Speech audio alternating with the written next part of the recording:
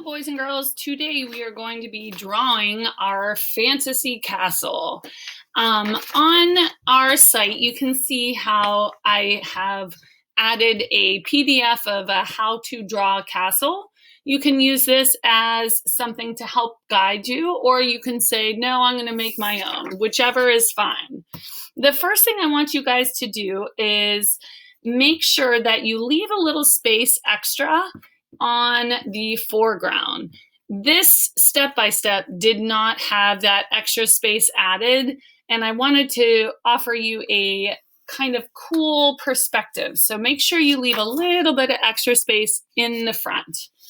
Now, my line of horizon, I'm going to make a bumpy hill so that my castle can be farther on my line of horizon, where the sky and the ground touch. The next step, you're going to make a turret. So our castle turret, I'm going to draw kind of like a more of a sloped in triangle on one side, the other, and then you could make the castle turrets have a cone on top like the one in the center. Maybe you want to have it more of a castle looking on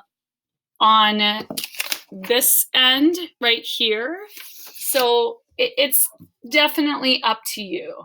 I'm going to add my curvilinear line to this one, curvilinear line over here, and then I'm going to take it up and have a angle up and then down, up, down, so that you can see my knights could be up here defending the castle. Then I'm going to go and have it over and do the exact same on this side to make sure that I have symmetry. I love my symmetry.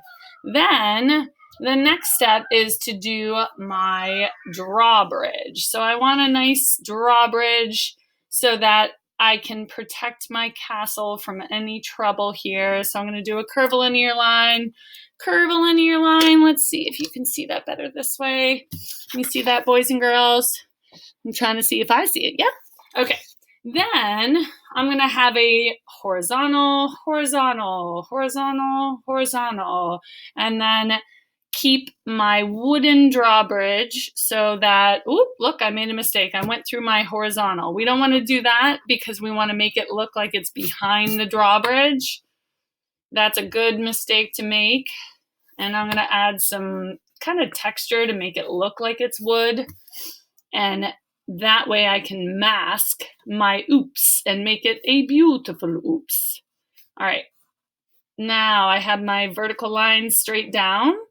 And you can see it looks more like wood because my beautiful oops allowed me to do that. So I'm glad I made that mistake. Now, to make sure that we have our castle fortress nice and strong, I'm going to make my center part here for the middle of my castle. You can see that reflects the top here. And I'm going to make a center cylinder to have my turret. That is going to be a triangle. Notice I made a curvilinear line here because I want to make it get the illusion that it is still round and not flat. And I made a little sketch lines. That's fine because we always can use our eraser to modify and change it. I want to make my windows up here, so I'm going to do curve and straight, curve and straight. You guys are going to be spending a lot more time just taking your time as far as how long it's taking you to sketch out your ideas. Now I'm going to slow myself down. I'm moving too fast. Art is never a race. You want to take your time to do your best, and Mrs. Stevenson was not taking enough time, so I'll slow down. All right. Once you have your middle section, maybe you want to have a flag. So I'm going to make my line with another thin line to make my pole, and then actually make it curvy down so that it looks like it's actually blowing in the wind. You could have maybe your name on there. I know lots of medieval castles had different symbols symbolizing who owned the beautiful castle, who the king or queen was. You can use your imagination. All right, now let's say I want to keep adding some more detail. I could add some mountains in the background. I could add some clouds. Anytime you add something in the background, you do not want to draw through your building. So you want to stop and pick your line up. Now, the next step is to add some perspective. So if we have anything that is going from the foreground in here, where our line of horizon is up farther, we have to make it look like it's coming out towards us. So my line is going to be from here, and I'm going to make it come diagonally out, and then here come diagonally out. So it looks like it's kind of going back towards.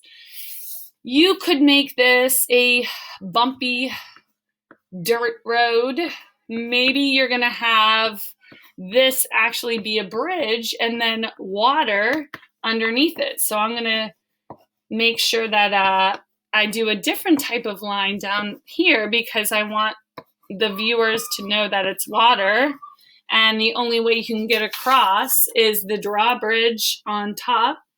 Really, the possibilities are endless. Now, once you have the important details of windows, of background, your drawbridge. Mrs. Stevenson got tongue twisted. You can add some other cool details to the castle. If your castle is a nice, strong stone castle, maybe you're going to draw your curvilinear lines and then stagger your vertical lines to make it look like brick. Can you see that? So you can have lots of different choices to do your castle. Maybe you want to just have it be a solid castle. That's fine too. Use your imagination because it's able to be whatever you want it to be. I think I'm going to go with some more big chunky stones on the front of my castle, and then you get to use your imagination. I have also uploaded a knight, a step-by-step how to draw a knight. So maybe you want to have a knight come and defeat the dragon. There's also the dragons that you could make. So many different fun things that you could really embellish and make into your story. I hope you have fun with this fanciful castle, and I cannot wait to see all of your beautiful work. Once you finish your pencil drawing, you get to choose what kind of color you want to use, markers, crayons, paint, what have you.